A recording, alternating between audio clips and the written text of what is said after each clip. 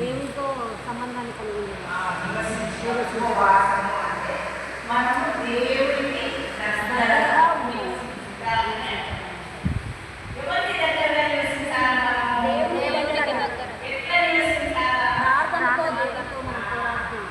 మన సృష్టికర్త, మన సృష్టించిన సృష్టికర్తతో దేవుడికి మనం అతి సమీపంగా జీవించాలన్నమాట. ఉపవాసము అనేది మన మానవ హృదయానికి సంబంధించినది, మన వ్యక్తిగత హృదయానికి కూడా సంబంధించినది. అంటే వ్యక్తిగతంగా మన పాపలను మనము పశ్చాత్తాపంలో ఒప్పుకోవడానికి సంబంధించినది, మన మారు మనసు పొందుటకు సంబంధించినది కూడా మనము తెలుసుకోవాలి. ఈ ఉపవాసము మీరు ఎక్కడ తిన్నారు? ఈ 40-37 దినాల ఉపవాసం ఎవరు ఉన్నారా? ఉన్నారా? ఈ ఉపవాసం ఏం చేస్తున్నామా? పాటలు పాడుకోవడము, దేవుని స్థుతించుకుంటూ ఉండాలి. అంటే ఇతరులను మనం కొట్లాడకూడదు, చేయకూడదు. మన మనసును మనము నెమ్మదిగా ఉంచాలి. ఈ ఉపవాస ప్రార్థనలు నేను 3 విధాలుగా మీకు వివరిస్తున్నాను. ఉపవాస ప్రార్థన ఎన్నో విధాలుగా ఉన్నాయి, కానీ నేను 3 మీకు చెప్పాలని ఆశిస్తున్నాను. ఈ ఉపవాస ప్రార్థన దేవుడు అంగీకరించిన ఉపవాస ప్రార్థన. ఒకటేంటి? దేవుడు అంగీకరించిన ఉపవాస ప్రార్థన. రెండవది దేవుని మనసు మార్చిన ఉపవాస ప్రార్థన. మనం ప్రార్థన చేయడం వలన దేవుడే మనసు కలిగించుకొని మనకు సహాయం చేసినాడన్నమాట. మూడవది దేవుడు అంగీకరింపబడే ఉపవాస ప్రార్థన. మనం ఎంత ఉపవాస ప్రార్థన చేసినా దేవుడు మనలో అంగీకరించలేదు. కొంతమంది ఆ కొంచెము నేను మీకు వివరించాలని అనుకుంటున్నాను. యెషయా గ్రంథము 59వ అధ్యాయము 1-2 వచనం చదవడమా? యెషయా గ్రంథము రక్షింపనేరకాయుండునట్లు యెహోవా హస్తము కురుచకలేదు, విననేరకాయుండునట్లు ఆయన చెవులు మందము కాలేదు.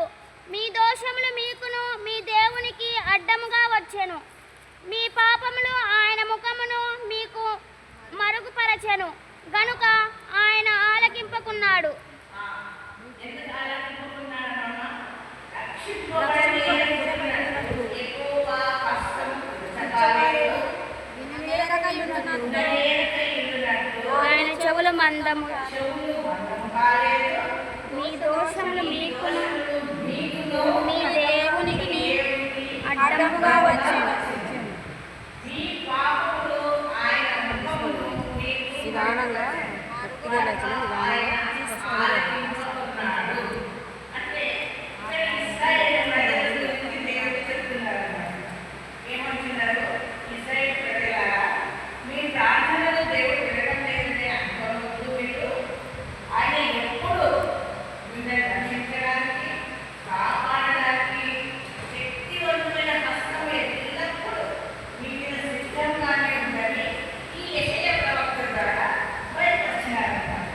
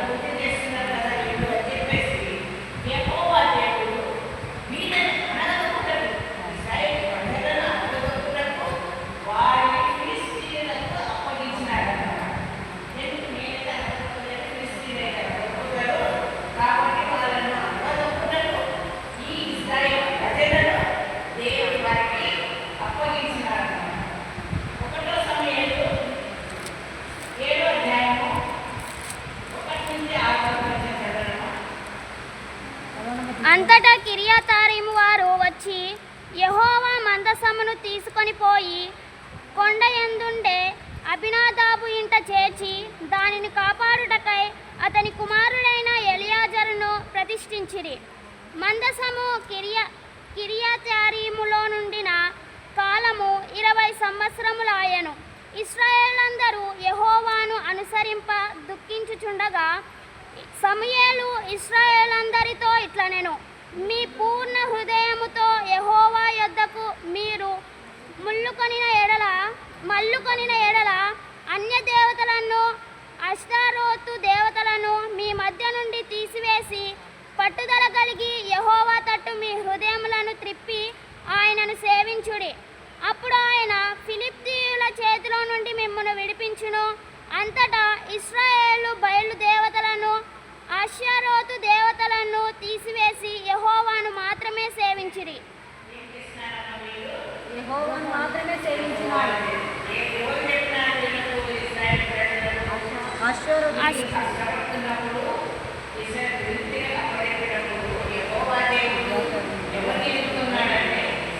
సమూయేలు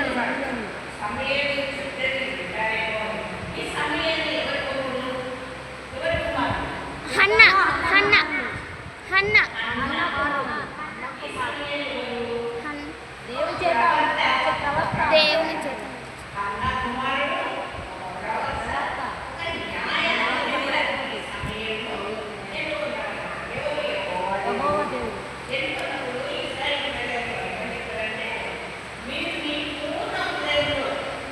యెహోవా దేవుడు.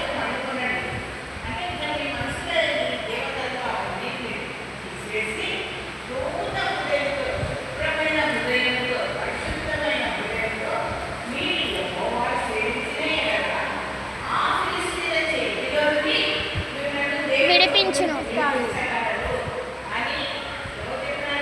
సమూయేలు